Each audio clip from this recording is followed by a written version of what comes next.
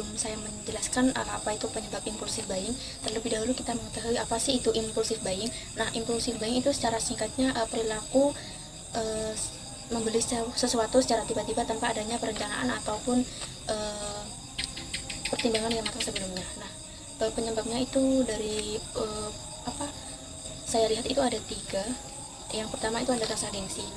Nah, di kalangan gengsi yang sekarang itu kan gengsi itu semakin marak ya. Karena apakah ketika teman kita membeli sesuatu, kalau kita tidak ikut kayak rasanya itu gengsi. Nah, yang kedua ada promosi dan diskon. Di dunia digital yang cepat ini, promosi dan diskon itu seringkali dipasang dengan cara yang sangat menggoda dan sulit untuk kita hindari. Nah, contohnya itu seperti buy one get one. Nah, itu kan kayak kita itu tergiur untuk membelinya karena beli satu sudah dapat gratis satu. Yang ketiga ada pengaruh sosial, media sosial. Nah, menurut saya ini tuh hampir sama dengan yang nomor 1 rasa gengsi tadi, yaitu tiap hari kita terpapar dengan iklan, ataupun misal teman kita itu mempunyai suatu barang dengan yang sekarang itu sedang tren. Nah, kita otomatis kita itu ingin lihat ingin membeli juga, atau bisa disebut dengan FOMO. Nah, dari semua itu bagaimana sih cara mengatasi agar kita itu tidak terkena impulsif buying? Nah, yang pertama buat daftar belanja. Nah, dengan cara kita membuat daftar belanja, kita itu tidak akan kita itu tetap fokus dengan tujuan kita, apa saja yang bahan-bahan yang apa saja barang-barang yang kita beli, dan jangan sampai kita tergiur untuk membeli yang lainnya. Nah, yang kedua ada prioritaskan tujuan finansial. Nah, singkatnya itu ketika kita memiliki uang ya, kita sisihkan untuk nabung, terus untuk membeli barang-barang yang sudah kita sudah kita buat daftar belanja yang tadi.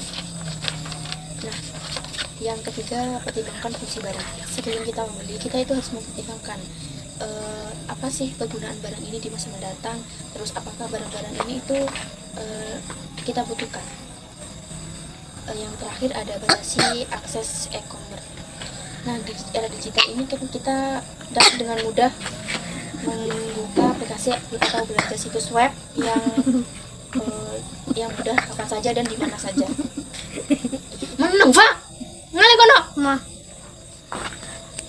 yang keempat ada batasi akses e-commerce. Nah, di era digital yang sekarang ini kita bisa mudah membuka aplikasi atau belanja kapan saja dan di mana saja dengan harga yang misal di Shopee itu kan biasanya ada flash sale. Nah, itu kan kayak pengurangan harga gitu ya, dari harga segini turun jadi segini. Nah, hal itu kan harus kita batasi agar keuangan kita itu tidak boros. Nah, dari semua itu ada dampak yang sangat merugikan bagi kita apabila terjadi terus menerus. Yang pertama, pengeluaran yang tidak rencana, menimbulkan perilaku boros, terus menyimpan barang yang tidak dipakai, dan yang terakhir memberikan rasa senang atau puas hati sesaat. Itu saja yang dapat saya sampaikan, kurang lebihnya mohon maaf. Bye bye. Halo guys, assalamualaikum warahmatullahi wabarakatuh. Perkenalkan, nama saya Reza Hifdi Halimi. Saya akan mencoba menjelaskannya permasalahan terkait FOMO dan YOLO. Namun sebelum itu, mohon izin menikmati secangkir kopi ya, agar lebih rileks.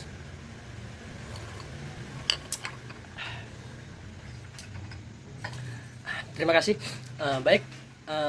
Untuk membersihkan waktu, sebenarnya apa sih FOMO? Apa sih YOLO?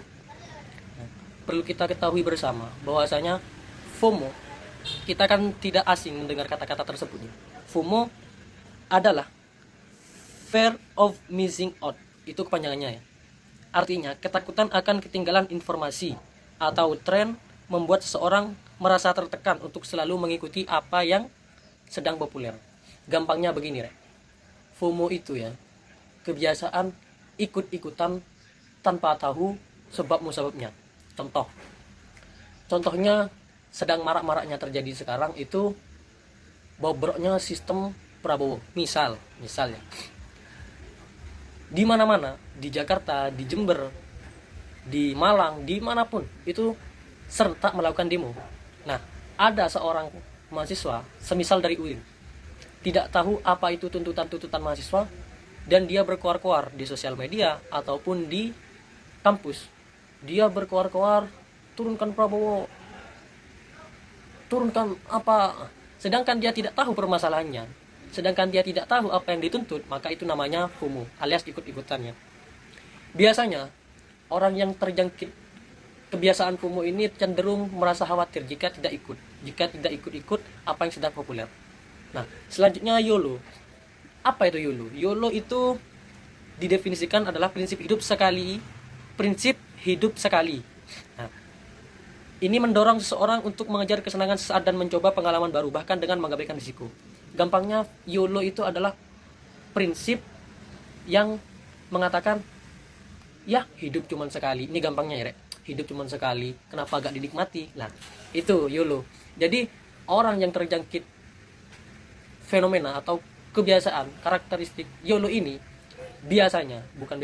memang mereka itu terkesan menggampangkan sesuatu yang entah itu dilarang oleh agama atau entah itu dilarang oleh negara dan dilarang oleh semisal dosen, orang tua atau siapapun. Karena orang yang terjangkit fenomena kebiasaan ini, mereka terkesan menganggap enteng, menganggap mudah suatu perkara karena prinsip mereka, ya hidup cuma sekali, kenapa tidak dinikmati lah, seperti itu. Terus ini banyak sekali ya dampak buruknya ya. Faktor-faktor penyebab atau pengaruh FOMO dan YOLO itu banyak sekali. Salah satunya adalah media sosial, tentunya sudah pasti ya. Karena seakan-akan standarisasi manusia dikatakan oke sekarang itu kalau dia update terkait sosial media. Nah, terus yang kedua adalah lingkungan sosial. Nah, lingkungan sosial juga berpengaruh terhadap karakteristik pembentukan FOMO dan YOLO ini. Karena apa? Karena sebaik-baik manusia, semisal ada mahasiswa yang sangat baik, lantas di lingkungan kosnya itu kawan-kawannya seorang ahli kritikus, seorang politikus ataupun seorang yang pandai dalam mengkritik pemerintah, sedangkan dia tidak memiliki kapasitas yang mumpuni, dia akan terjerumus ke tindakan FOMO alias ikut-ikutan. Gejala dari orang yang terjangkit FOMO atau YOLO ini salah satunya adalah sulit mengambil keputusan. Benar sekali. Contoh kecilnya saja, orang yang memiliki prinsip hidup sekali mengapa tidak nikmati, itu terkesan sulit mengambil keputusan antara menentukan saya mau mengerjakan, semisal saya mau membeli uang tabungan saya untuk membeli sajadah atau untuk beli paketan ya. Kalau tidak punya sajadah saya tidak sholat. Kalau saya tidak punya paketan saya tidak main sosmed. Nah, di sana terdapat kesulitan dalam menentukan sebuah keputusan. Biasanya condong kepada kesenangan sesaat. Kemudian gejala yang kedua adalah kecemasan berlebihan. Yang ketiga adalah menghindari situasi sosial. Ini mohon maaf tidak bisa dijelaskan semua karena waktunya terbatas. Saya akan memberi contoh kepada gejala yang ketiga adalah menghindari situasi sosial. Orang FOMO dan YOLO biasanya itu menghindari situasi sosial. Semisal mereka hanya ikut-ikutan mengkritik saja, akan tetapi mereka menghindari. Mereka hanya berani bicara di bawah. Mereka tidak berani speak up di sosial media ataupun di depan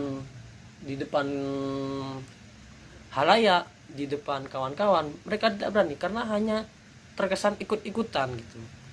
Mereka menghindari situasi sosial. Nah, mungkin itu saja yang bisa saya jelaskan dan paparkan terkait FOMO dan YOLO ya. Sekali lagi, karena keterbatasan waktu, hanya sedikit yang bisa saya sampaikan.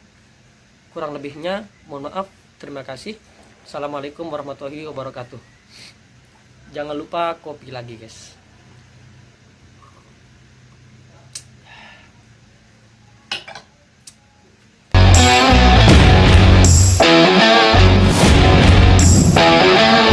Saat ini Gen Z Muslim dihadapkan pada pada pilihan-pilihan konsumsi yang sangat bikin dilema. Di satu sisi, di era digital dan globalisasi, di sini menawarkan beberapa kemudahan dan pilihan produk yang sangat menarik. Tapi di sisi lain, kita sebagai Gen Z Muslim harus memastikan bahwa produk yang kita pilih ini sesuai dengan prinsip dan syariat Islam, yaitu seperti halal dan thayyib. Ini seringkali membingungkan karena banyaknya produk dan brand yang saat ini sulit sekali untuk dicek kehalalannya. Di tengah derasnya informasi dan hidup modern saat ini, gak jarang banyak orang yang sulit untuk menyeimbangkan antara kebutuhan gaya hidup sehari-hari dengan ajaran Islam. Nah, tantangan ini nyata dan benar adanya dan juga mempengaruhi seseorang untuk memilih pilihan sesuai dengan nilai-nilai Islam. Selain itu, tantangan-tantangan konsumen muslim di era digital ini dalam memilih produk itu sangat kompleks. Adapun salah satunya ialah transaksi yang tidak sesuai syariah. banyak platform digital atau marketplace yang menawarkan layanan keuangan seperti cicilan atau pinjaman uang yang di sana layanannya yaitu mengandung riba, gharar, dan juga maisir. Untuk yang kedua yaitu Kurangnya transparansi produk halal. hal ini dikarenakan tidak semua produk yang dijual secara online itu mencantumkan kehalalannya di dalam kemasan seperti makanan, kosmetik ataupun obat-obatan yang tidak mencantumkan cap kehalalan dan juga tidak tercatat dan tidak mempunyai sertifikat dari lembaga yaitu seperti MUI. Namun di era digital ini, data pribadi ini seringkali disalahgunakan sebagai kepentingan komersial yang dilakukan dengan persetujuan yang tidak jelas. Yang selanjutnya yaitu adalah konsumerisme yang berlebihan, di mana media sosial dan e-commerce saat ini itu sangat mendorong dunia konsumtif masyarakat.